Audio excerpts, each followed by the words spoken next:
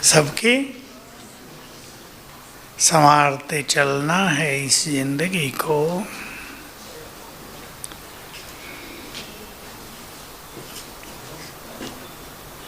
सबसे अच्छी संगम युग की गिफ्ट कल की मुरली से है।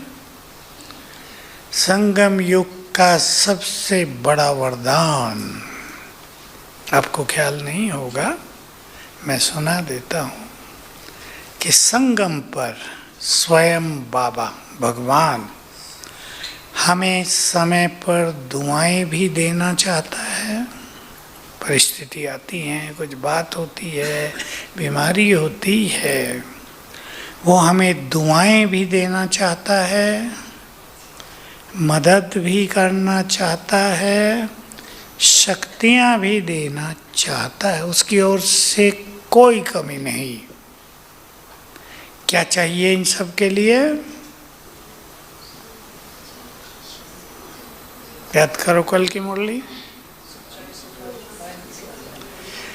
बुद्धि की लाइन क्लियर। आपके किसी प्रियजन का फोन आने वाला हो आधे घंटे बाद, तो क्या करेंगे? आधा घंटा किसी का फोन नहीं उठाएंगे। होगा या नहीं?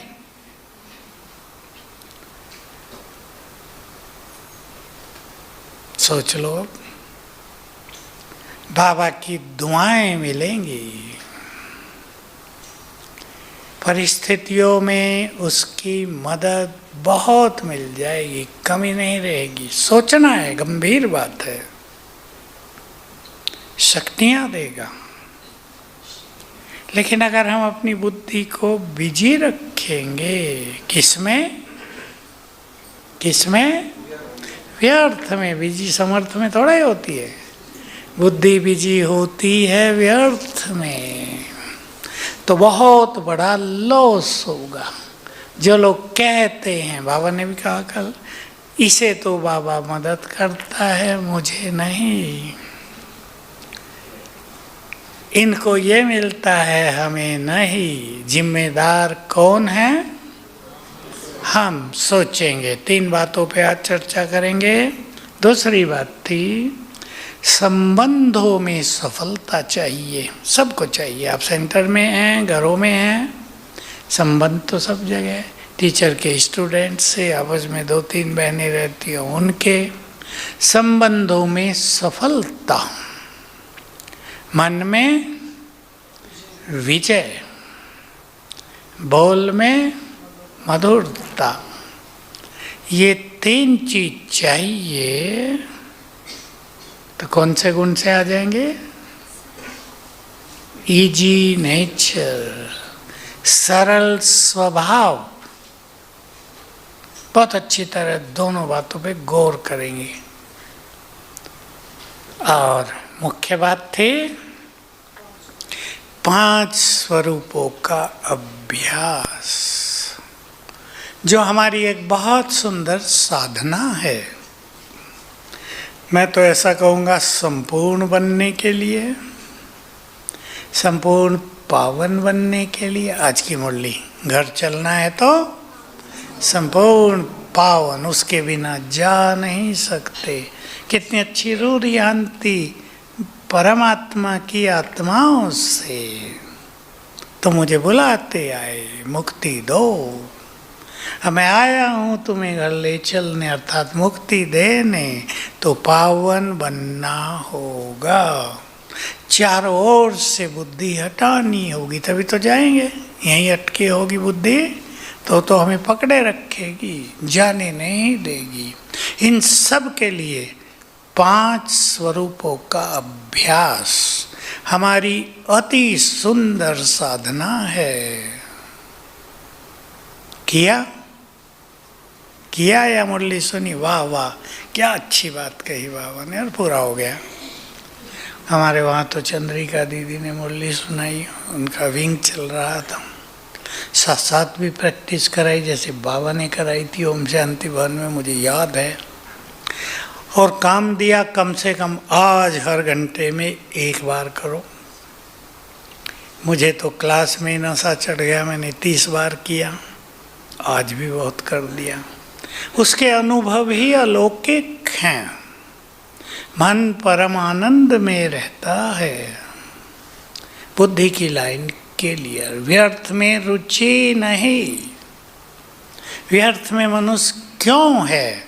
आप अगर अपने को ध्यान से देखें तो उसका एक पहलू व्यर्थ में रुचि भी है। क्या हुआ सुन ले जरा, हमारा लेना देना कुछ नहीं। सारी नॉलेज इकट्ठी कर ले, उसको नॉलेज समझते हैं लोग, है वो अज्ञान। पड़ोसी के घर क्या हो रहा है, फलानी की लड़की ने क्या किया, माताओं पे ध्यान आया मेरा, उसका पति कैसा है। आगे मैं नहीं बताऊंगा, माताएं ज़्यादा जानती हैं। उसकी सास कितना तंग करती है।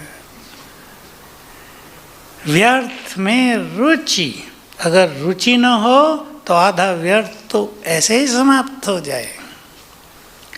क्या ये लक्ष्य है कि हम व्यर्थ को समाप्त कर दें? चेक करेंगे अपने को, पूछने की बात नहीं है, क्योंकि व्यर्थ में संसार जी रहा है ब्राह्मणों सहित।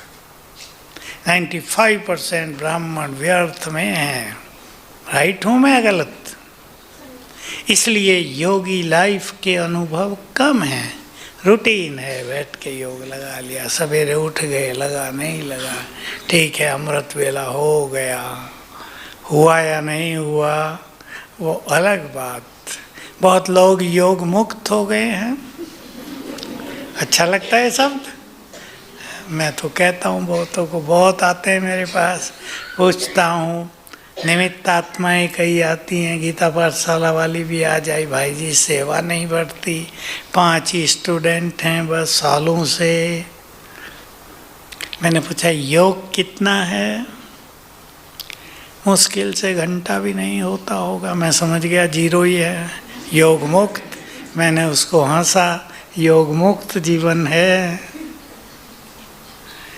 सेवाओं की वृद्धि का आधार 4 बातें याद रखेंगे। भगवान वो अच्छे हैं सब। जिस स्थान पर सेवा हो रही है वहाँ के वाइब्रेशंस कैसे हैं? आकर्षक हैं? मैंने पहली बात उनसे की, कहा नहीं, टकराव है हमारे यहाँ, तो सेवा नहीं बढ़ेगी। निमित्त आत्मा के वाइब्रेशंस कैसे हैं? वाइब्रेशंस बनते हैं स्वमान से, योग से, प्योरिटी से। योग है नहीं। तीसरा, हमारा समझाना कैसा है, ज्ञान देना कैसा है, रटा रटाया या अनुभूति कराने वाला। और चौथी बात, पालना कैसी है। चाहे आप गीता पाठशाला चलाते हैं या सेवा केंद्र चलाते हैं, ये 4 बातें इम्पोर्टेंट हैं। तो हमें लक्ष्य बनाना चाहिए कि संगम युग पर बाबा से मुझे सब कुछ लेना है। बनाओ सभी लक्ष्य, लेना है या नहीं। भगवान जब देने आया हम ले न रहे हों, और जब वो देगा नहीं तब हाथ जोड़ते रहे, प्रभु ये कर दो, ये कर दो। कहेगा जब देने आया था तब तो सुना नहीं, अब मैं कैसे सुनूं तुम्हारी। होगा नहीं, अंत में भी यही खेल होगा। जिन्होंने भगवान की लंबा काल नहीं सुनी, विनाश काल में, आपदा काल में जब उसकी मदद की जरूरत होगी, ऊपर भी सुनवाई नहीं होगी, सब पक्का कर दें। तो उसकी मदद चाहिए, उसकी दुआएं चाहिए, उसकी शक्तियां चाहिए। बुद्धि को व्यर्थ से मुक्त करेंगे। सभी चेक कर लें कहाँ रुचि है, पर चिंतन में, दूसरों को देखने में, दूसरों की इन्फॉर्मेशन इकट्ठी करने में, किस में, किसने क्या किया इसमें, या अपनी श्रेष्ठ स्थिति में मगन होने में कहाँ रुचि है। तो रुचि लक्ष्य बहुत बड़ी चीज होता है जीवन में। इजी नेचर, 5 स्वरूप पर लास्ट में आते हैं। इजी नेचर, सरल स्वभाव। देखो संबंधों में मनुष्य को कौन सी चीज संबंध को बिगाड़ती है? बोलो। नेचर। और बोलो। हाँ, संस्कार नेचर एक ही हो गए। और ईर्षा द्वेष और क्रोध और अहंकार। एक ग्रुप अभी से हमको मिलने आया, भट्टी करके आए, नए थे बेचारे, युगल। मैंने पूछा क्या क्या की पाया? हर एक ने कहा क्रोध छोड़ा। क्या देखो क्रोध इतना भयानक है आजकल, पूरा प्रकोप जमाए हुए है सबके ऊपर, पानी के मटके भी सुखा देता है। बाबा ने तो उस दिन कहा भारत जो सोने का मटका था वो भी खाली हो गया क्रोध और अभिमान से, ईर्षा और द्वेष से। अगर आप इतिहास गहराई से पढ़ें कोई, तो जब से भारत का पतन हुआ, भारत पराधीन हुआ पृथ्वीराज चौहान के बाद, उसका कारण क्रोध, अहंकार, ईर्षा, द्वेष ही थे। देखो जिनको हम छोटे अवगुण समझते हैं, इसने इस महान भारत को, जो अफगानिस्तान तक फैला था, कभी कभी तो ईरान तक फैला था भारत, इधर थाईलैंड, बर्मा, सब भारत के हिस्से हो गए थे, उसको नष्ट कर दिया, पराधीन कर दिया। तो ये जो हमारे विषय विकार हैं, इनकी नाजुकता को, इनके विकराल परिणाम को ख्याल में रखकर हम इनसे मुक्त होने का संकल्प करें। इजी नेचर संबंधों को मधुर बना देती है। अपने नेचर को सरल बनाए। सभी बहुतों को पता ही नहीं होता सरलता क्या होती है। किसी ने कुछ कहा, सहज भाव से लेना। किसी ने गाली भी दे दी, सहज भाव से लेना। किसी ने आपका नाम बदनाम कर दिया, बोलो आगे। हो सकता है, इसलिए मैंने कहा आप बोलो। कोई नाम बदनाम करता है वो तो शत्रु लगता है ना, इसको तो ठिकाने लगाएंगे अब। लेकिन क्या याद रखना चाहिए, 1000 लोग आपका नाम बदनाम करें, लेकिन जहाँ सत्यता के वाइब्रेशंस हैं, वो सब वाइब्रेशंस तेजी से बदल जाएंगे। आप अनुभव करके देख लें, कोई 10 लोग आपके बारे में बुरा बोल रहा हो और आप अपनी स्थिति को न बिगाड़ें, अच्छे स्वमान का अभ्यास करें। जो बाबा की मुख्य बात है, उन्हें छोड़े नहीं, तो दूसरे लोग जल्दी समझ जाएंगे वही गलत थे, ये नहीं है गलत। दुष्प्रचार हो रहा, तारीफ करेंगे, कहा वो दुष्प्रचार कर रहे थे, इनको गिराना चाहते थे, आपके प्रशंसकों की संख्या बढ़ जाएगी। इसलिए हर चीज में सहज भाव से लेना। बाबा का एक महावाक्य साकार का मुझे बहुत काम आता था शुरू से। यहाँ बच्चे, मनुष्यों से मान लेकर क्या करोगे, तुम्हें तो स्वयं भगवान मान दे रहा है ना। आनंद की बात यहीं की बात है, ये जो बाबा साकार में थे। तो ऐसी बातें अगर ख्यालों में रहेंगी, तो ये छोटी छोटी बातें हमें भारी नहीं करेंगी, हमें हल्के होना है। बाबा साथ दे रहा है, मदद करने को तैयार है, जोड़ना पड़ेगा अपने को। छोटा सा उदाहरण आप सब जानते हैं, कनेक्शन जुड़ेगा तब तो करंट आएगी ना। कनेक्शन ही इधर उधर जोड़े हुए हों, तो बाबा को अपना जीवन समर्पित करते हुए, बातों को भी बाबा को अर्पित करते हुए, सहज स्वभाव सब बनाए अपना। सहज स्वभाव का दूसरा स्वरूप है बहुत हल्के रहना। सुन रही माताएं सभी? हल्के रहना। भारी करने वाली बातें बहुत हैं परिवारों में, कम नहीं है। माताओं को बच्चों की ओर से काफ़ी कष्ट हो रहे हैं, सबको नहीं पर 50% को तो जरूर। किसी के बच्चे बुरे संग में हैं, एक माता आई, लड़का बुरे संग में चला गया, 1 बजे आता है। और भी बैठे थे लोग। मैंने कहा देखो, मैंने तो 1 से अभ्यास मतलब कराया काम। उसकी लड़की रात को 12 बजे आती थी, मानती नहीं थी। मैंने उस माता को मजबूत किया। अब वो बिगड़ तो गई, और थोड़ा सहन कर लो। मैं कहा जब वो रात को 12 बजे आए, दरवाज़ा न खोलना कि जाओ जहाँ गई थी वहीं रहो। शोर मचाया बाहर, लोग इकट्ठे हो गए। इकट्ठे होंगे तो किसकी बदनामी होगी? लड़की की हुई। खोला ही नहीं दरवाज़ा, जाओ। अगले दिन से ठिकाने आ गई। मैंने इस माता का कल की बात, मैं कहा अगर तुम में दम हो दरवाज़ा ना खोलना, कि 10 बजे तक आना है, 9 बजे तक तो दरवाज़ा खुलेगा, नहीं तो नहीं। अब बेचारी में दम तो इतना नहीं था। शोर मचाता है, तोड़ फोड़ करता है। मैं कहा थोड़ा कर लेने दो, पर दम चाहिए ना माताओं में। मोह, कई बातें, मेरा बेटा है तो मेरा ही, किसी और का थोड़ा हो जाएगा वो। लेकिन ताकत बहुत चाहिए, दूसरों को सुधारना भी है। भगवान भी क्या करता है, जब नहीं सुधरते लोग, क्या था आज मुरली में, ऐसे ऐसे एटम बम बनवा दिए हैं। संस्कार भी नहीं करना पड़ेगा, रोने वाले भी नहीं बचेंगे। तो प्रभु जी भी तो ऐसे ही करते हैं ना, नहीं सुधरते तो डंडे हाजिर हैं।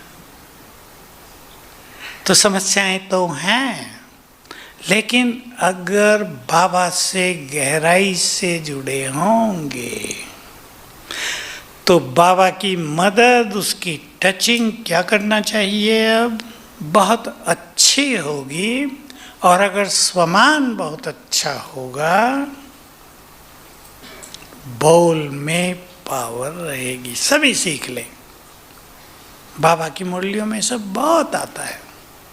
स्वमान और आत्मिक दृष्टि, अगर लंबे समय से इसका अभ्यास होगा तो हो नहीं सकता आपका बच्चा आपकी बात न सुने, स्टूडेंट टीचर की न सुने। सुनेंगे। बोलो स्वीकार है बहनों को, माताओं को? करें ये सब आप अभ्यास, तो संबंध इजी। बहुत कुछ होता है, बीमारी आ गई, संबंध टूट गया। संबंध टूट बहुत रहे हैं आजकल, शादियाँ होती हैं, संबंध टूटते हैं। क्या करेंगे? दुखी हों, लड़की को भी दुखी कर लें, या इसको स्वीकार करके सहज भाव से दूसरा मार्ग निकालें। एक माता अपनी लड़की को लाई, बहुत ज़बरदस्त पर्सनैलिटी उसकी। कहा भाई जी 2 बार डिवोर्स हो चुका है इसका, 3री बार। मैंने कहा बोलो बहन, उस कन्या से पूछा शादी करनी है? बिल्कुल नहीं, अब बाबा की हूँ। तो डिवोर्स ने उसका कल्याण तो कर दिया, भगवान की आगे। मैंने कहा नहीं कर लो और देख लो एक बार करके। मैं हंसी की, कहा बिल्कुल नहीं करूँगी। मैंने बता दिया कर्मों का खेल तुम्हारा ऐसा है, 3री बार करके भी घर आ जाओगी और दुखी हो जाओगी। अब मैंने कहा जो दुख तुम्हें हुआ है, दुख होता है ना बहुत ज़्यादा, डिवोर्स का दुख छोटा नहीं है। जब मनुष्य सहन कर ले, नहीं तो लोग आधे पागल हो जाते हैं, देखे मैंने। तो कुछ चीज़ों को सहज स्वीकार कर लेना, ये सरलता है। सहज भाव से देखना बातों को, नया मार्ग निकाल लेना, वो सरलता है। संबंधों में अपने को झुकाकर चलना, वो सरलता है। सरलता को इंग्लिश में और एक शब्द दिया जाता है, फ्लेक्सिबिलिटी, लचीलापन। देखो एक पेड़ है, अभी बाहर हवा चल रही है, अनसरों में तो बहुत चल रही थी।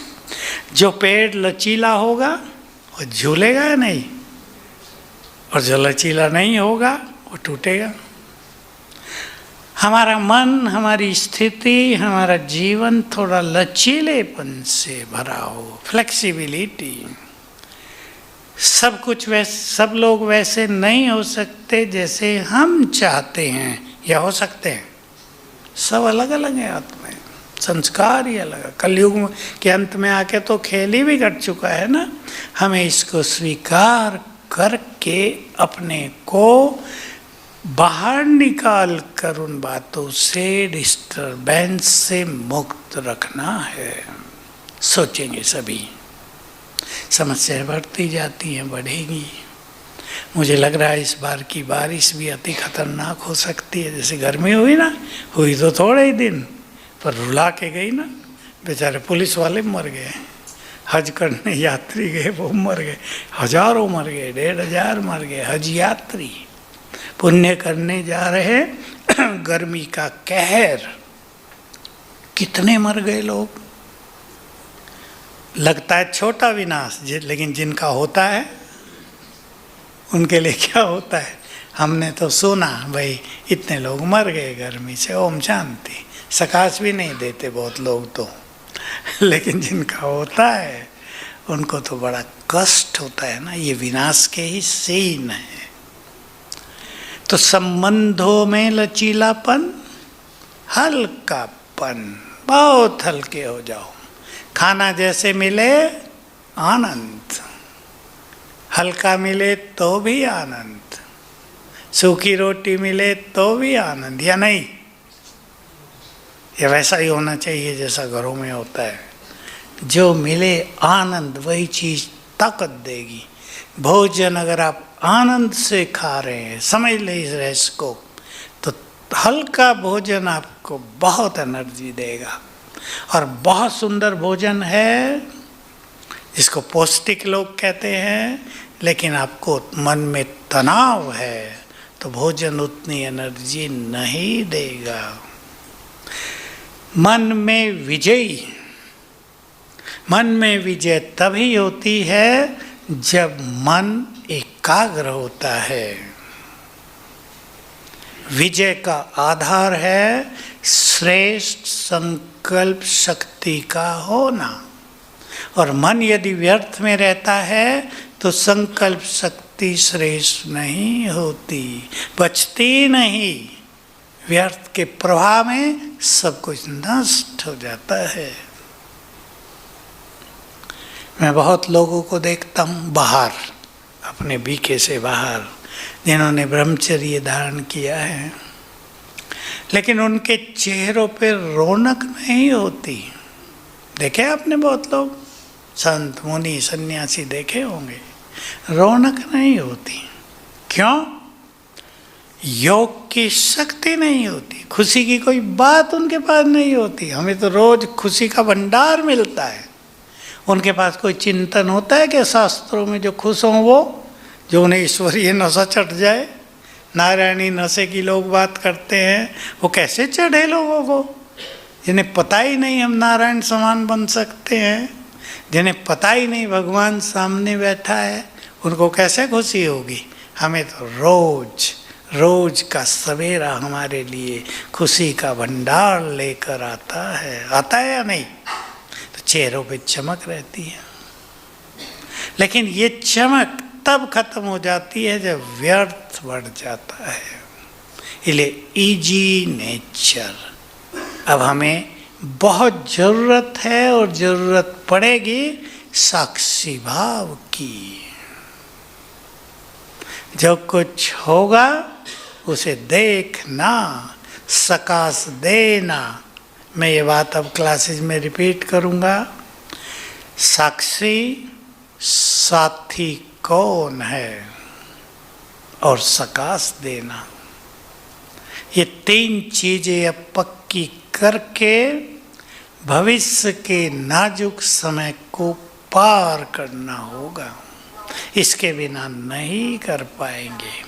वाणी में मधुरता, ये खुद सीखना है।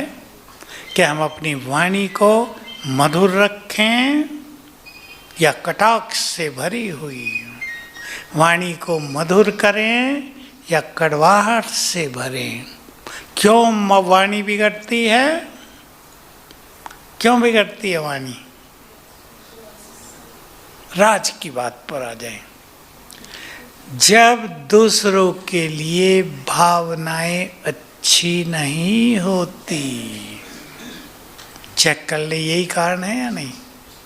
जिससे हमारा प्रेम होगा, वो गलती भी कर गया तो प्यार से समझाएंगे, और जिससे हमारी ईर्ष्या होगी, सोच लो क्या करेंगे आगे, कैसी वाणी हो जाएगी।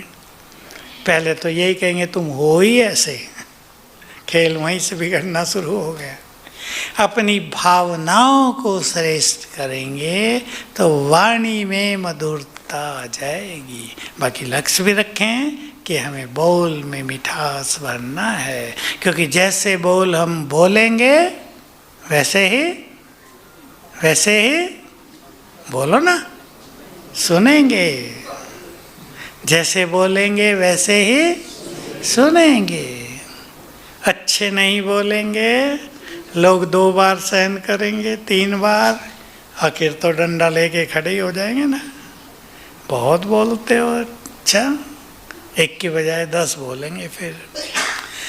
तो मनसा में विजय, वाणी में मधुरता, संबंधों में सफलता, तीनों चीजें सरल स्वभाव से लानी है।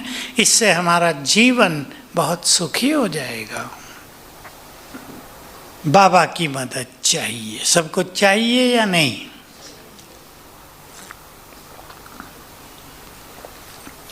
योग लगाने में, पुरुषार्थ में भी उसकी मदद चाहिए, है अनुभव? बिना उसकी मदद के काम होता नहीं। करके देखना। आज आपका योग अच्छा नहीं लग रहा, बाबा से बातें करो, बाबा मज़ा नहीं आ रहा, कुछ करो, देखो क्या होता है। करके देखो ये अनुभव अच्छे, क्योंकि कल की ही मुरली में बाबा ने ये भी कहा, उसमें थोड़ी सी गहराई थी जो रोज कहते हैं, उससे बुलाओ और हजूर हाजिर, ये बात तो सुनी है, लेकिन जिस लिए बुलाएंगे वो भी हाजिर। कहीं कोई कठिनाई हो रही है, आपने बाबा को बुलाया और संकल्प दिया, ये कठिनाई है बाबा, इसमें मदद चाहिए, तुरंत होने लगेगी। डॉक्टर के पास जा रहे हैं, सीरियस बीमारी हुई, आपने संकल्प किया बाबा आ जाओ, और जाते ही डॉक्टर मिल जाए, जाते ही मिलेगा, नहीं तो आधा घंटा बाहर बैठना पड़ेगा, इतने बुरा हाल हो जाएगा। कई हार्ट वालों का होता है, गए डॉक्टर था ही नहीं, आधे घंटे में तो खेल पूरा हो गया, ऊपर गए, कई केस आ गए ऐसे। तो बाबा की शक्तियों का, उसकी मदद को यूज करना, ये अपनी आदत बनाएंगे सभी। आदत बनाओ इसको, कुछ भी हो बाबा बुलाओ उसको, संकल्प दो ये करना है बाबा, मदद कर दो। भक्तों की तरह नहीं, ये हमारा अधिकार है। 5 स्वरूप करेंगे सभी अभ्यास। लक्ष्य बनाओ, अमृत वेले को आनंदकारी बनाना है। 5 स्वरूपों के अभ्यास से शुरू करके देखो। श्याम के योग को स्टेबल करना है, मन स्टेबल, बुद्धि स्थिर। 5 स्वरूपों के अभ्यास से करो। क्लास से पहले योग में जो बैठते हैं जाकर, मुरली से पहले जाना चाहिए। थोड़ी देर भी 10 मिनट अगर योग हो जाए तो मुरली को धारण करने की शक्ति आ जाएगी। सुना होगा आप सबने, अंडरलाइन करा देता हूँ, 4-5 दिन पहले की मुरली। धारणा ज्ञान की क्यों नहीं होती? क्योंकि परमात्मा जिसको सुना रहा है, किसको? आत्मा को। आत्मा होकर नहीं सुनते। बहुत गहरी गहरी भाषा में बाबा बात करता है, ये सिंपल भाषा नहीं है। परमात्मा जिनको सुना रहा है आत्माओं को, वे आत्माएं आत्मिक स्वरूप में स्थित होकर नहीं सुनते, इसलिए धारणा नहीं होती। नहीं तो बार बार मुरली सुनते हुए भगवान सुनाए, धारणा होगी। इसकी आदत डालेंगे सभी, स्टूडेंट्स को भी सिखाएंगे। टीचर सफल वो जो मुरली में रस भर दे। मैं तो आपको कहूँगा, हमारे यहाँ तो सुदेश दीदी है, कभी कभी और कोई आते हैं, रस भर देती हैं मुरली में। मुरली सुन के जाते हैं लोग, एक अलौकिक एनर्जी प्राप्त करके जाते हैं उस 1 घंटे में। वो 1 घंटा किसी योग से बढ़कर नहीं होता। पावरफुल फीलिंग योग से बढ़कर होता है वो 1 घंटा। लोग कहते हैं ना मुरली सुनना योग है क्या, प्रश्न आता है। योग तो नहीं है, लेकिन एनर्जी भरने वाला है। अगर बाबा कह रहे आत्मा होकर सुनो, और हम आत्मा होकर सुन रहे हैं, तो योग हो गया या नहीं? अगर बाबा कह रहा है इस नशे में बैठो, कौन सम्मुख बैठा है, हम इस नशे में स्थित हो गए, तो योग हो गया ना। तो ज्ञान और योग दोनों एक साथ हो जाते हैं। इसलिए मुरली सुनते हुए साथ साथ उन चीज़ों में स्थित होना चाहिए जो बाबा सुना रहा है। सब बहनें कराएंगी अपने स्टूडेंट्स को।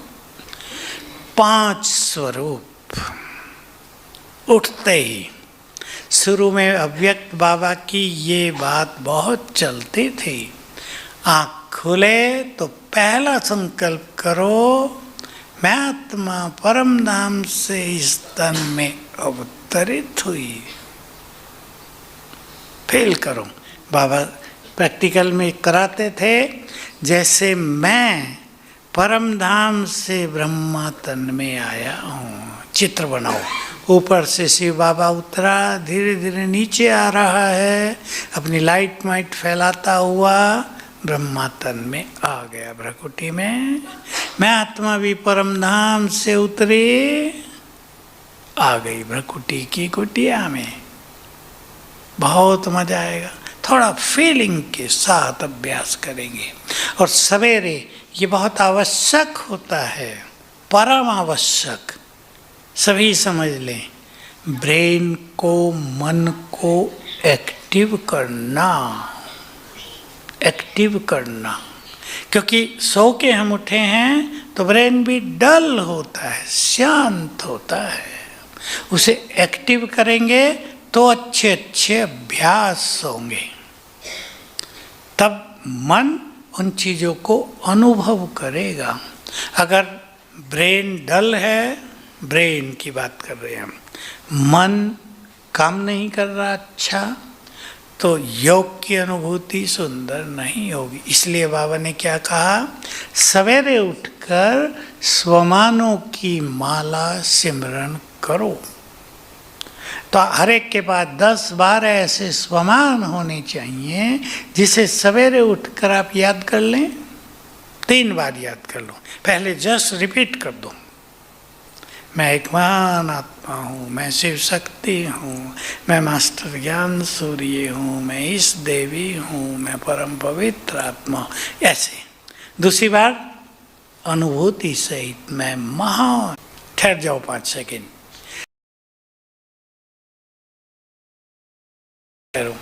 ऐसे 3 बार करेंगे, ब्रेन एक्टिव करो।